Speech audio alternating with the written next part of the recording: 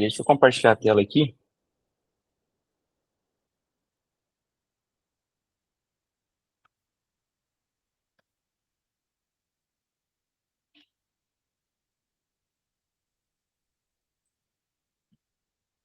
Dá para ver aí? Dá, né?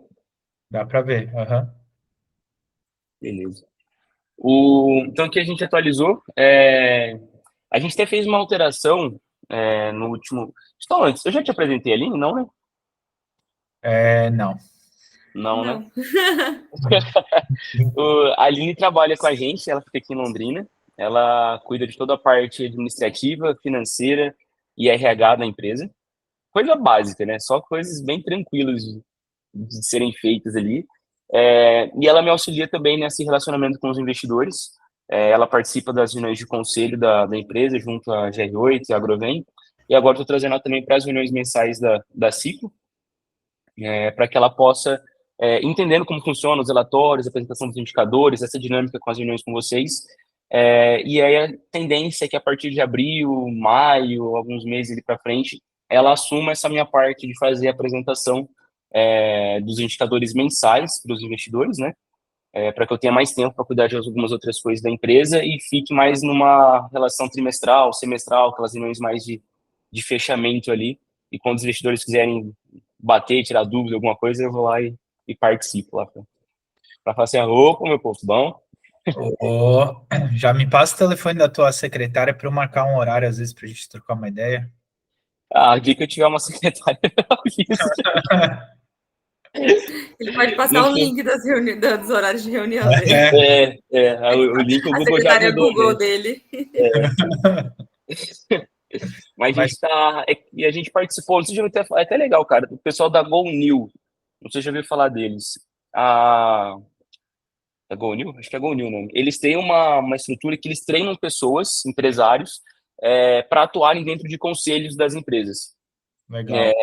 E aí, a fase final desse treinamento deles, eles entram no conselho de uma empresa indicada. E aí, nós somos uma dessas empresas indicadas e a gente recebeu 3 conselheiros deles, né? E aí foi bom porque eles ajudaram a gente a organizar muita coisa. E uma dessas coisas que a gente está organizando, já colocando em prática, é essa reestruturação do nosso organograma ali, né, de trabalho ali. E aí a gente está criando essa figura ali, vamos dizer assim, do relacionamento com investidores, né, o RI. E aí a Aline vai estar, como ela tem bastante tempo, que ela só faz administrativo financeiro e RH, aí ela vai estar assumindo essa parte ali também de relacionamento ali com os investidores. Pelo menos esses mais recorrentes de relatórios, de indicadores, para a gente já ir criando essa organização, né, estabelecendo alguns processos internos aí também. Bem bacana essa preocupação com governança e não sei se você já é cobrado pelos investidores, mas logo vai ser cobrado, né? Pelo tamanho, faturamento, valuation. Logo, logo você vai ter que ter um organograma bem mais complexo. E Aline, bem-vinda. Fique à vontade para me contatar até o fim desse mês. Depois você me esqueça. Não, brincadeira. Fique à vontade para entrar em contato comigo. Eu acho que é uníssono isso, mas a galera gosta muito do João.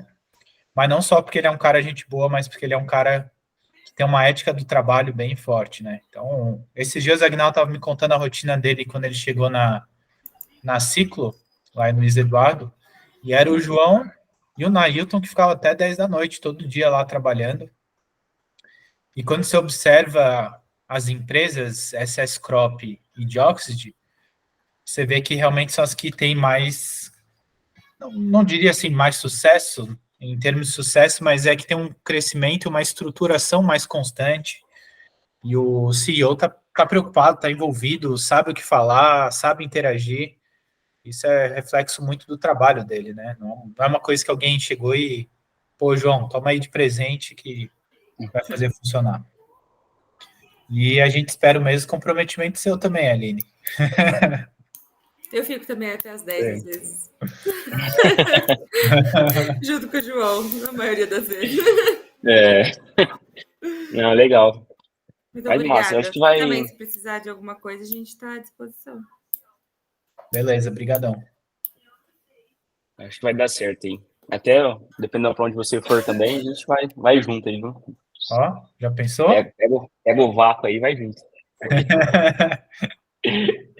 Legal. Mas aí, continuando então a apresentação ali do documento, a gente aprovou numa das últimas reuniões nossas de conselho, a gente fazer a alteração do nosso calendário, né? A gente sempre considerava janeiro, dezembro, e a gente sempre tinha um problema de indicadores ali no nosso DRE, porque eu sempre tinha uma safra anterior tendo que pagar a safra seguinte, né? A safra seguinte é sempre maior.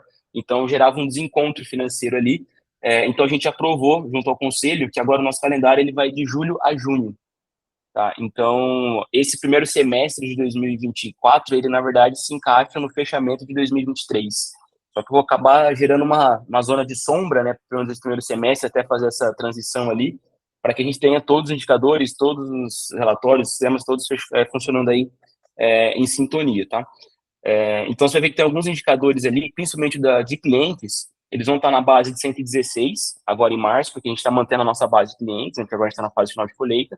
Só que você vai ver que em julho, essa base de clientes ele vai para praticamente zero, porque é o momento que a gente começa a renovar o contrato com todos os nossos clientes. Então, você tem uma base de 116, aí ele não vai zerar, porque a gente já teve algumas vendas já que vão ser consideradas ali, então vai para 1 ou 2 clientes, e aí começa a subir esse indicador de novo, né?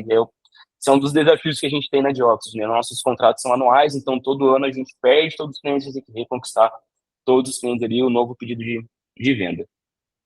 Aí, até falando em questão de faturamento, ano passado a gente fechou em 1,3 milhão de faturamento, então a gente teve um decréscimo ali de um pouco mais de 400 mil ali em faturamento, que foi até o que a gente conversou numa das reuniões dos investidores da Ciclo, né? Era esperado por conta do ano de dificuldade que teve do agronegócio em 2023, questões econômicas, políticas, climáticas, e também tivemos alguns fatores internos que contribuíram para isso, de time do comercial, que a gente teve que alterar aos 45 do segundo tempo já, tudo isso é reflexo, né, desses fatores internos e externos que aconteceram com nós. A questão dos colaboradores, ano passado, né, no final do ano, a gente reduziu um colaborador ali de 11 para 10, e a gente fez uma redução, na verdade, do operacional. A gente quis manter o esforço comercial, mesmo sabendo que nós teríamos um decréscimo no faturamento, pensando já no comercial 24, 25 e voltar a crescer em 2025, 26. Né? Então, para não perder esse impulso que esse ano traria para nós, a gente internamente preferiu manter o time comercial, que é o mais caro que a gente tem hoje. Hoje, um comercial nosso ele custa quase 180 mil por ano, então a gente preferiu manter eles e reduzir um do nosso operacional, que custa um pouco mais barato, não resolveria o nosso problema de decréscimo no faturamento, mas a gente considerou ali como investimento, né, para os próximos anos. A margem de contribuição representa tudo isso que eu estou explicando. Você tem uma margem ali que a gente estava acima de 70%, indo para 19%, justamente porque a gente manteve basicamente todos os custos da empresa, e sem aumentar o faturamento, na verdade, diminuindo o faturamento, né? Isso, obviamente, sugou ali, né? Massacrou a nossa margem de contribuição. A gente espera que agora, em 2023, 2024, a gente consiga levantá-la um pouquinho, mas não vai ser muita coisa, não vai voltar ainda para os patamares de 2022, de 2021 e 22 aqui que a gente teve, né? Mas a partir da safra 25, 26, a gente já espera melhorar muito essa margem de contribuição aqui. Pergunta para a Aline, vamos ver se ela está esperta. Qual que é o turnover aí da Dynamo, da Dioxys? Ih, o cara quer falar em inglês e aí não vai, pô. Qual que é o turnover anual aí? Você tem uma ideia? Porque vocês perderam bastante gente do comercial, até conheci o William e algumas pessoas que acabaram saindo, né? Uhum. O turnover, em média, a gente vai deixar a quantidade que a gente vai manter até o final do ano. Vai ficar 10, depois 11. E aí, no máximo.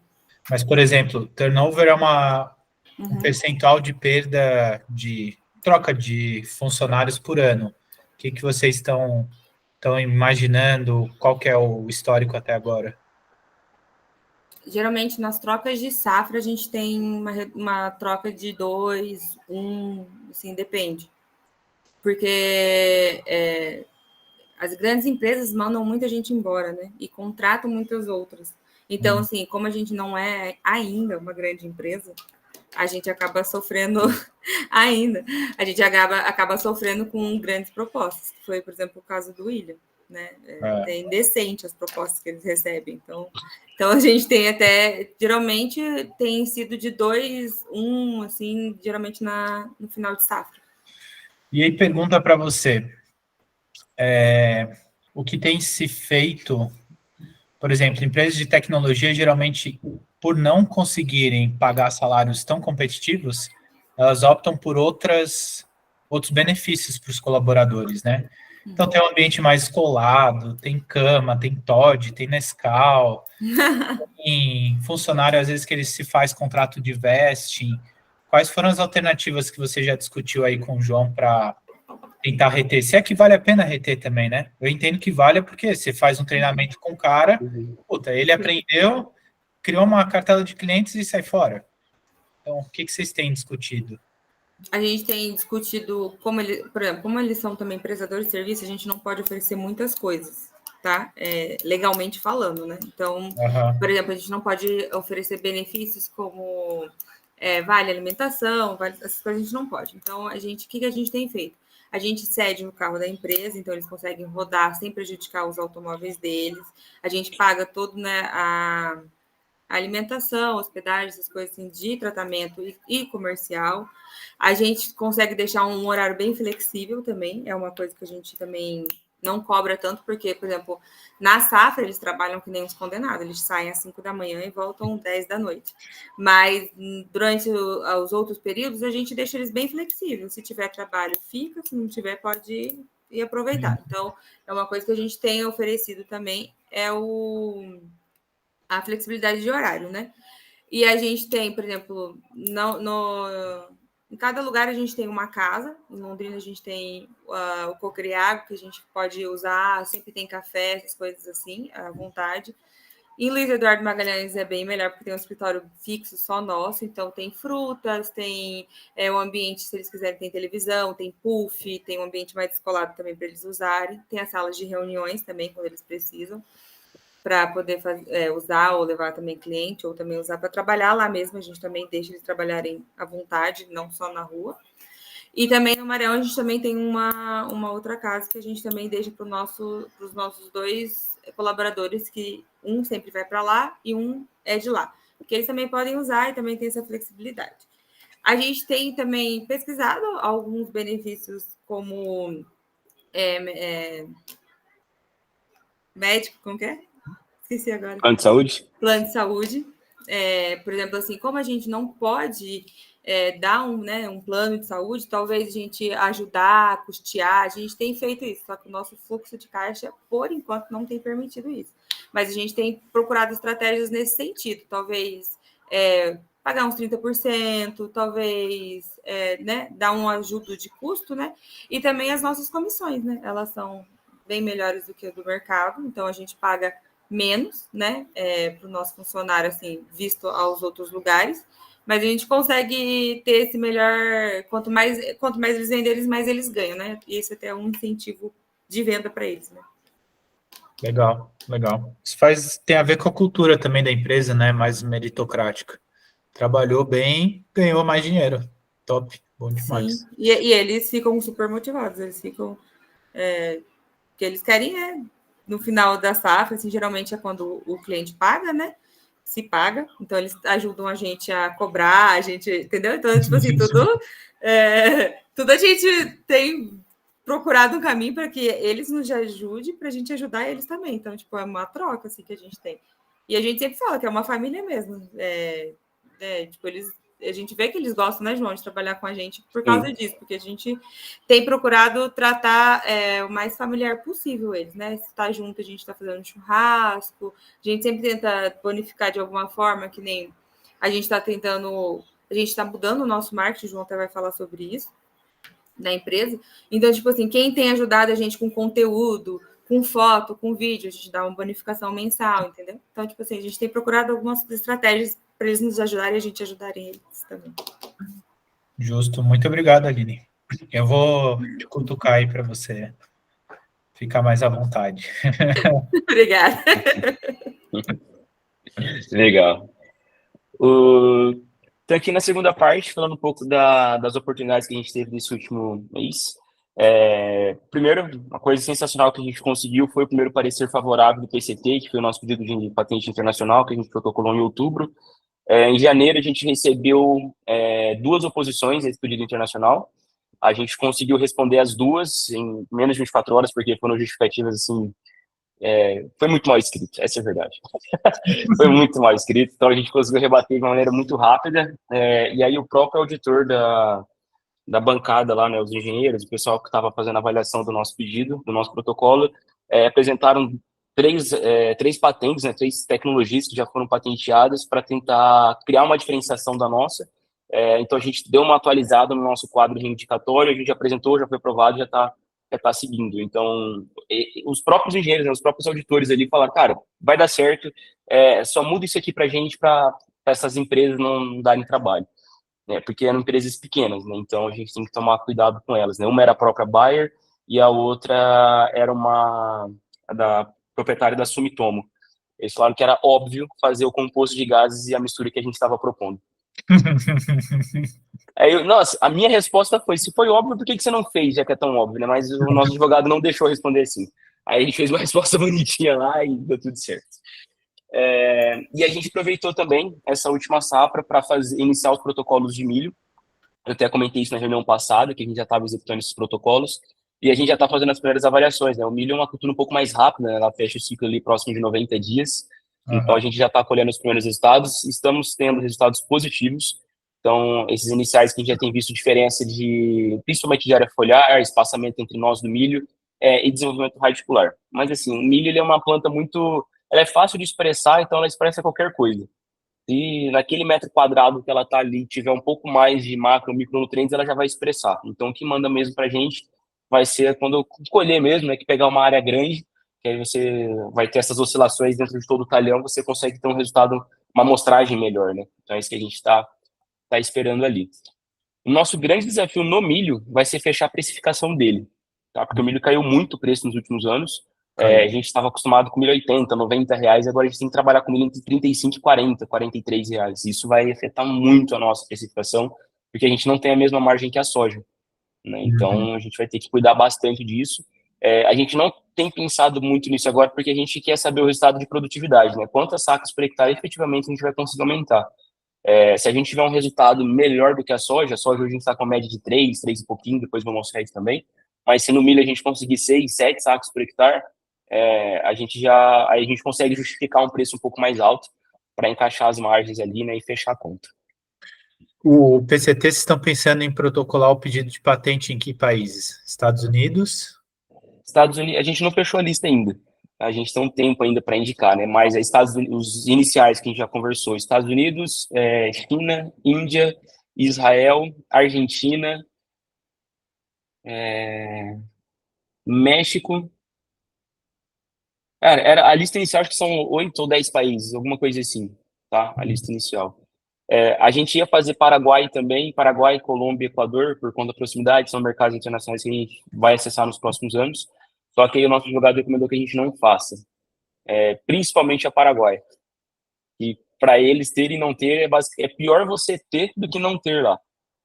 Então, é melhor você não ter lá e eles, quando entrarem com um pedido, você apresentar a sua e fazer um pedido de oposição, né? Você se opor ali ao pedido deles, do que você ter e eles fazerem um negócio totalmente diferente ali só para justificar uma patente, né? Fazer as alterações mínimas ali, necessárias para alterar. Ele falou que lá não é muito respeitado os termos legislativos disso. Justo, é verdade. Cara, fazer uma pergunta. Você já testou no trigo também, a Dioxide? Vocês têm algum interesse em testar no trigo? Cara, na pesquisa em 2014, 2015 eu testei trigo. Quando eu estava fazendo a escolha qual cultura que eu ia continuar, a gente testou soja, milho e trigo. O trigo, ele deu um resultado legal de germinação, de crescimento, mas a gente não avançou muito. Mas a gente tem interesse, porque o nosso objetivo agora é preencher calendário, diminuir sazonalidade. Nosso principal foco é esse. Eu tenho um time comercial parado 6 meses por ano, isso é ridículo na empresa. Então a gente tem que resolver isso. E como a cultura do trigo é uma cultura de inverno, a gente preenche bem esse calendário. E é legal que o trigo, ele, assim, quem não está plantando milho vai plantar trigo, provavelmente, né, no inverno, ou feijão. Feijão a gente já está. Então, se a gente tiver as opções, é difícil você ficar sem vender alguma coisa para o cliente, né? Você não tem milho, você tem trigo, você tem alguma coisa. Então, faz sentido, sim, a gente fazer algum estudo para trigo. Não, por isso que eu perguntei. Mas legal. Beleza? Achei que você ia falar para a gente testar na sua fazenda já. Não tô com trigo ainda, não. Não? Ah, então tá bom. Tô criando cobra. Que isso? É. Meu Deus. Mas pior que meu cunhado tem uma fazenda, e eu falei para ele criar cobra, porque tem uma margem bem massa. Mano, que era cobra, velho? Que conversa é essa? Eu juro para você. Ah, não, mano. Não. E você não precisa se preocupar em tirar o veneno delas, porque os laboratórios mandam gente para ir lá e Eu ordenhar. prefiro não. É. Eu não. Deixa pro Butantan. É melhor, é melhor. É melhor. Aí um pouco das ameaças. A gente tentou ser um pouco mais sucinto nas ameaças, porque a gente já citou no relatório anterior alguns, né? Então a gente deu uma reduzida aí na quantidade. Mas, cara, muito louco, né? A gente está saindo de um ano de El Niño entrando no ano de Laninha, né? Todas as previsões estão falando que nós vamos ser um ano de Laninha. Eu não sei o que tá, não sei se é o termômetro do oceano que quebrou, o que está acontecendo, que oscila a temperatura daquela água todo ano agora, e a gente está nessa oscilação entre El Niño e Laninha. Isso é bom por um lado, porque você tem uma perspectiva maior de chuvas mais regulares para a região norte e nordeste, então isso pode ser bom porque a gente tem 80% do faturamento da empresa nessa região, né? Mas a região sul, ela sente um pouco mais, ela já sentiu o El Niño desse ano, porque não foi um El Niño muito regular, foi um El Niño bem heterogêneo, e a Laninha traz essa questão, essa perspectiva de seca para cá, e é o ano que a gente mais pretende abrir clientes aqui, né? A gente abriu 35, 38 clientes na última safra, aqui no Paraná, e a gente já está buscando parcerias para poder ampliar esse número no próximo ano, não só abrir novos clientes, mas como se consolidar, né? A gente sempre fala que a Jobs é 3 anos para que o produtor se sinta confortável em só fazer o pedido, né? Não ficar mais testando, não ficar tendo que argumentar a venda e mais nada. Ele só fala, ó, são tantos bags, quanto que fica, me manda o boleto. É por uns 3 anos para que isso aconteça, né? Então, a gente está no primeiro ano agora, segundo ano você já pegar uma laninha, vai dificultando um pouco essa escala ali do comercial, né? E o segundo ponto de ameaça aí, você tem nos preocupado muito, muito mesmo, é a baixa disponibilidade de crédito para o produtor. O produtor está tendo muita dificuldade de acessar crédito esse ano, em virtude do aumento de recuperação judicial dos produtores dessa última safra, que cresceu absurdamente. Pela questão política, né, de incentivo do governo também, você tem um valor de plano safra julgado pelo governo, um número absurdo, né, parece recorde, mas quando você envia o projeto para o banco, os projetos não são aprovados, né, e você acaba tendo uma latência nisso aí, atrasando a tua obra, então você está vendo, a tua obra, não, a tua safra, e você está vendo cada vez mais, misturei aqui as coisas, você acaba tendo cada vez mais produtores grandes financiando os menores, e bancos privados, fundos de investimento privados, né, iniciativa privada financiando esses produtores. Só que o que acontece? As negociações à vista que a gente teria no nossa venda à vista, que é 30/11, não é tão à vista assim, né, mas a gente consegue uma vista, a gente vê ela sendo postergada para 30/5 de 2025. E eu tenho uma concentração de custos muito alta no final do ano, né, que é quando a gente faz o tratamento. Então, isso afeta muito o nosso fluxo de caixa, e a gente está visualizando que para essa safra, 24, 25, a gente vai ter que disponibilizar pelo menos 1.400.000 de crédito para os nossos clientes. E isso vai balançar em muito o nosso fluxo de caixa. A gente já apresentou uma projeção para os nossos investidores, de Agroven e GR8, para a gente estudar alguns métodos para isso.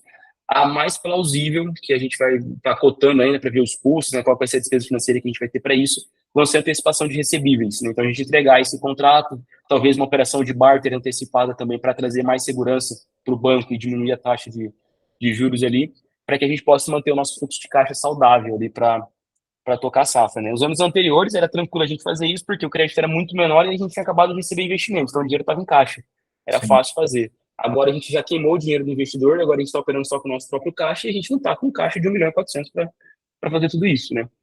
Então, por mais que a gente tenha ajustado bastante coisa, ele montou a projeção por regional, para a gente poder ver o que dava para jogar de uma regional para outra, o que dava para trabalhar ali nos números, para tentar fechar, mas mesmo assim, a gente tem visto que isso vai ser uma dificuldade muito grande para esse ano, mas eu já adiantei para os investidores que a gente não vai deixar de vender por ser plano safra e não ser negociação à vista. A gente vai vender e depois não atrás dar um jeito de colocar o dinheiro em caixa.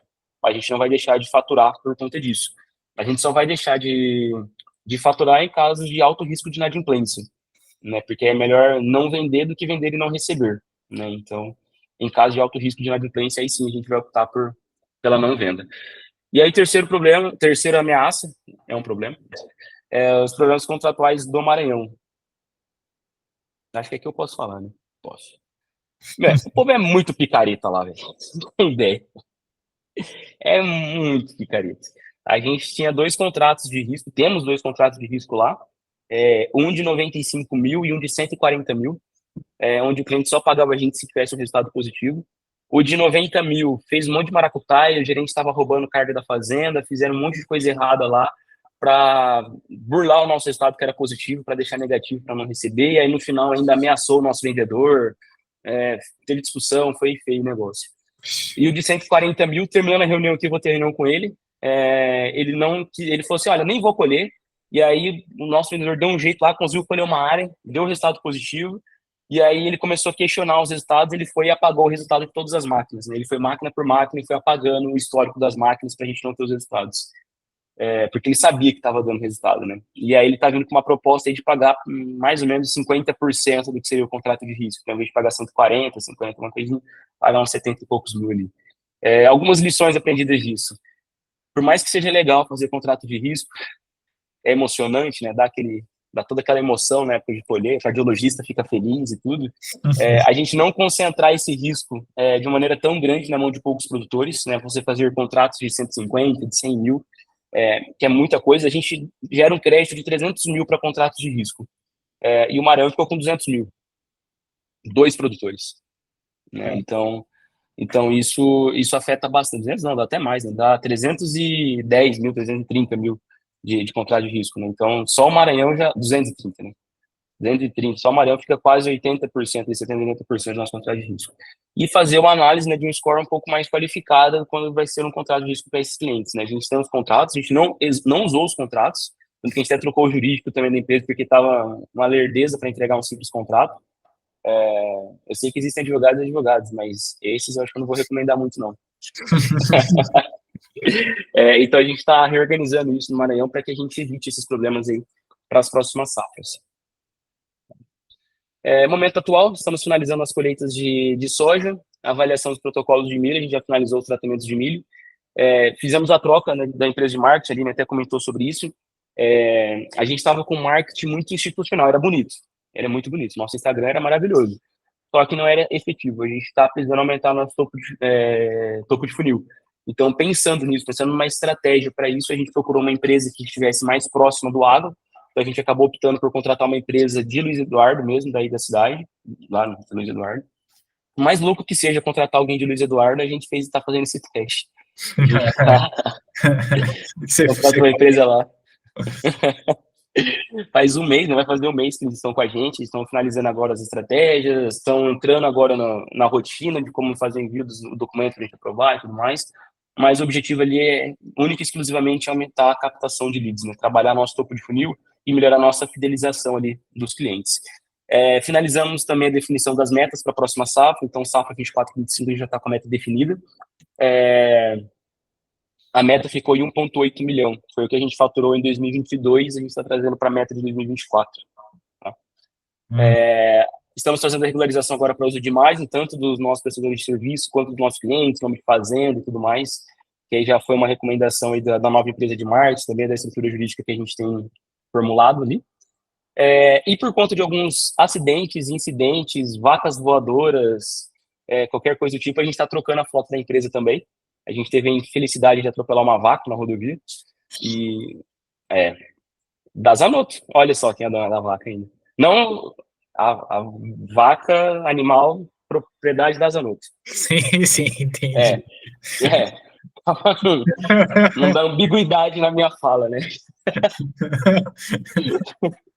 Fica meio estranho se você quer ela como cliente, ele fala isso. Exatamente. E a investidora da Ciclo também. Olha aí, tá vendo? Então a gente tem que cuidar como fala, né? Não, mas eles foram super atenciosos, o pai, né, o Dionísio Zanotto, esteve lá depois, no dia seguinte, no local, falou que se precisaria de alguma coisa, a gente podia contar com eles e tal.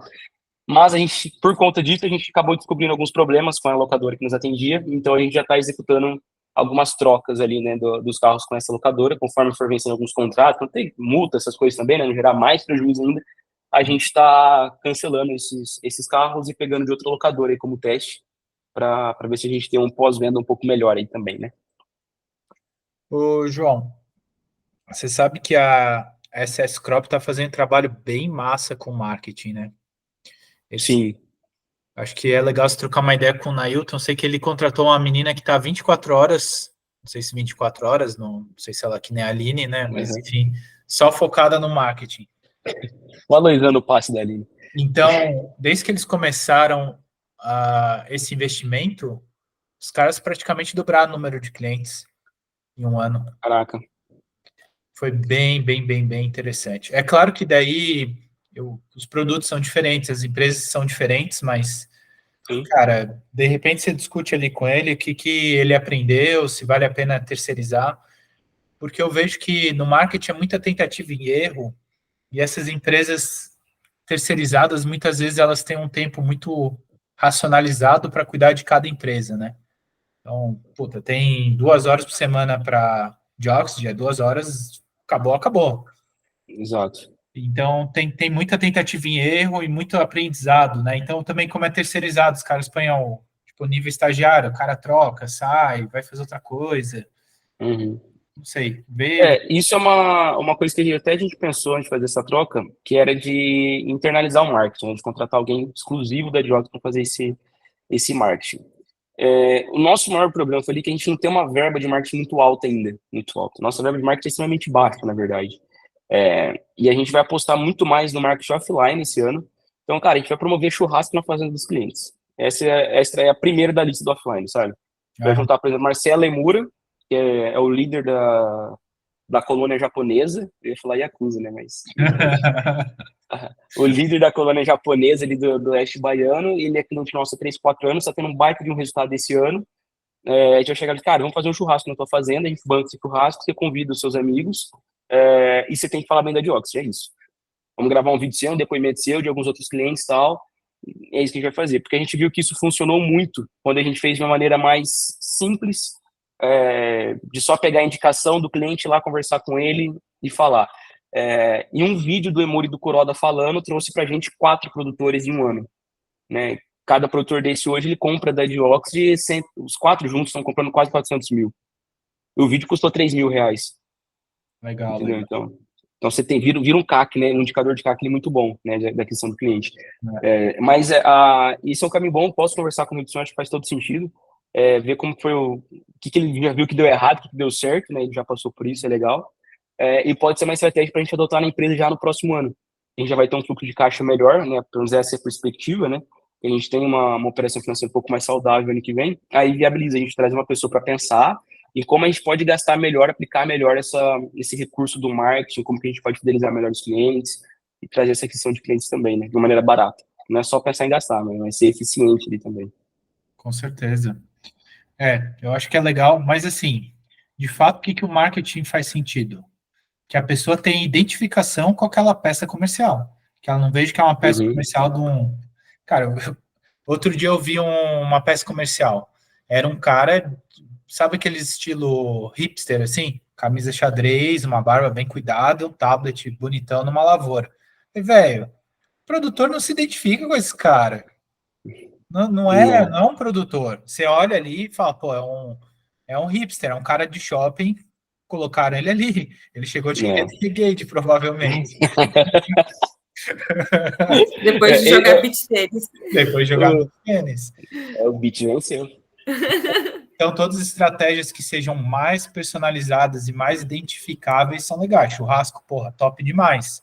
Ele só não tem uma grande escalabilidade, mas de repente é uma forma de vocês começarem e depois, ano que vem, alguém que tenha esse foco, né? Consiga falar diretamente com o produtor, entender a pessoa, no tom de voz, quem é o cara, enfim. Exato. Esse exemplo que você trouxe era um problema que a gente tinha com a empresa anterior, né? A gente falava que era marketing Faria Lima. A galera não sabia diferenciar uma soja de milho, cara. Era nesse nível. Não tinha o... Puta, eu vi uma propaganda de cosmético que era um caju virado ao contrário. O nosso era quase isso. O nosso, às vezes, chegava alguma coisa nesse sentido, mas a gente não publicava porque a Aline e a Cristina e o Diego, eles analisavam antes e aprovavam ou não, né? Para evitar umas gafes dessa. Mas chegava, internamente a gente via que chegava um trem muito doido. Muito doido. Era um negócio bem interessante. Mas no finalzinho eles estavam quase aprendendo já. Ó, A soja é a baixinha e o milho é o alto. Depois Era de quantos isso, né? anos? Depois de quantos anos? 3 anos. deve ter trocado um monte de gente lá dentro. Não, trocou. Deve ter Trocou trocado. bastante. E aí a gente começou a perceber que, tipo, as imagens que eles publicavam não dava nenhum engajamento, tipo, nem de curiosos, nada. Tipo, nem a família, nem nossa queria curtir, entendeu? Então, tipo, aí a gente começou a trocar para poder... Porque a gente começou a fazer uns vídeos mais caseiros, tipo, o João ia lá na lavoura, eu editava no Caput e postava. Tipo, tinha 200% a mais de visualização, de engajamento e de coisas. Então, tipo, a gente falou assim, pera, a gente tá fazendo um trabalho porco, sim, né? Tipo, caseiro e tá dando muito mais resultado, até de curiosos. Tipo, o importante tá sendo visto. Do que, tipo, o marketing que a gente tava. Então, a gente teve que recalcular a rota aí. Mas legal, mudança importante. Esse aqui foi o material que a Aline preparou para nós, com o compilado dos resultados dessa safra. Até para te situar, Gabriel, você não estava na safra passada, né, em fevereiro do ano passado, mas ano passado a gente, cara, foi um ano muito complicado de resultado para nós, né? A produção de semente foi muito ruim no Oeste Baiano e isso afeta diretamente o nosso resultado na safra seguinte. Uma semente colhida muito úmida, ela vai afetar o nosso tratamento. Isso pode acabar tirando produtividade e tudo mais. E ano passado a gente teve muitos resultados negativos, tipo, muitos, bastante. E esse ano a gente está com um cenário bem diferente já. A gente está chegando em 80%, né, da área colhida já, se não me engano. Tem um gráfico aqui que fala isso. Já passou, já tem 82% já da área colhida. E a gente tem 4 resultados negativos. Então isso realmente é muito satisfatório para nós. Até mesmo porque tem resultado ali que o próprio cliente já justificou por que deu negativo. O de 2.8 ou de 2.6, o de 2.6, ele já justificou por que deu negativo. A área com a testemunha tinha sido gradeada e preparado o solo e a área com a dióxido não. Então ele já falou, isso é o que tirou a produtividade de vocês, né? Obrigado. Pelo menos você avisou no final, né? Podia ter avisado lá no começo, mas no final ainda avisou, né? Mas é um cliente super profissional, extremamente empresa, sabe? Já passou daquela fase ali de curiosidade dentro do agronegócio, extremamente estruturado. O grupo, eles chamam Condomínio Boa Esperança, eles ficam na região de Balsas, no Maranhão, na ilha de Balsas. Então ele já justificou para nós o porquê do estado. Então tá aqui, é óbvio, não é culpa do tratamento, mas é legal a gente apresentar, né, que nós tivemos esses 4 resultados negativos aqui. E a gente está fechando, por enquanto, né, nesses 82%, tem uma média de 3,11 sacos por hectare. Então a gente já passou a média do ano passado. Ano passado, a nossa média foi 2,9, 2,94, e a gente remudou para 3 no material de marketing, né, pelo menos 3 sacos por hectare de incremento. Esse ano a gente já passou dos 3. A regional do Mato Grosso, né, aparece com 9 ali, mas é que é só um cliente que foi colhido lado a lado, foi colhido separado, ele colheu 9 sacos por hectare. Então, na verdade, não é uma média, né, é um resultado único ali, que o cara colheu quase 10 sacos por hectare. Pelo menos a gente vai fechar 100% da área dele, né? Então, isso tá tudo certo. E o cliente ainda é meu. Olha que benção, meu pai, vou ganhar comissãozinha ano que vem. Pelo menos isso também. Aí, chegando ano que vem, a Aline fala, vamos cortar a comissão do João. Mas a gente tá bem contente com... lá. Tá em 82% que já da área colhida, um pouco das fotos de avaliação do pós-venda, que a gente consegue ver a diferença que desde a primeira avaliação, tanto de raiz quanto de crescimento de parte aérea das plantas. Segunda avaliação, essa parte aérea se torna mais evidente, né, a diferença ali, que você já tem uma estrutura de planta mais desenvolvida. Área foliar, incidência de massa verde, né, de estrutura de planta muito mais robusta, arquitetura de planta mais engalhada, uma concentração maior de vagens.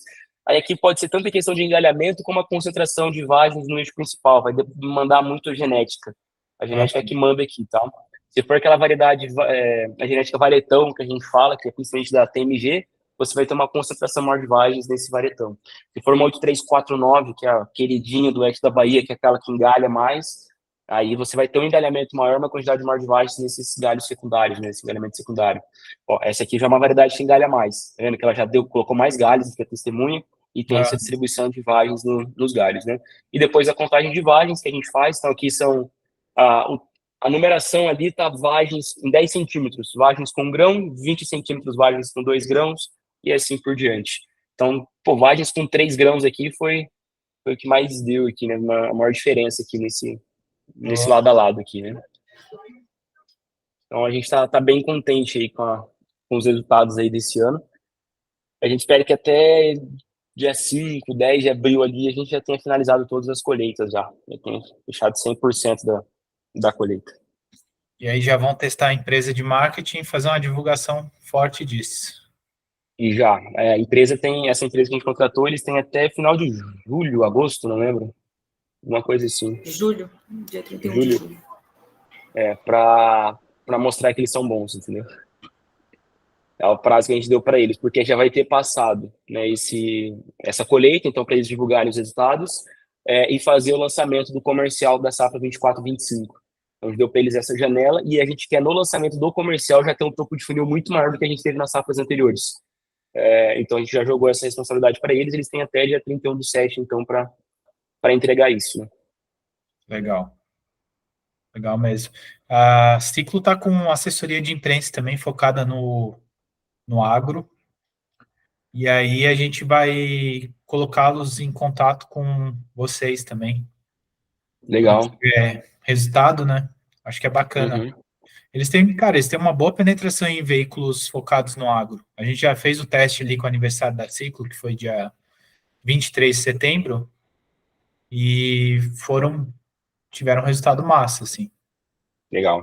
Então, depois passo para eles entrarem em contato com a gente, até para a gente lançar algumas matérias também, às vezes algumas outras coisas, sabe?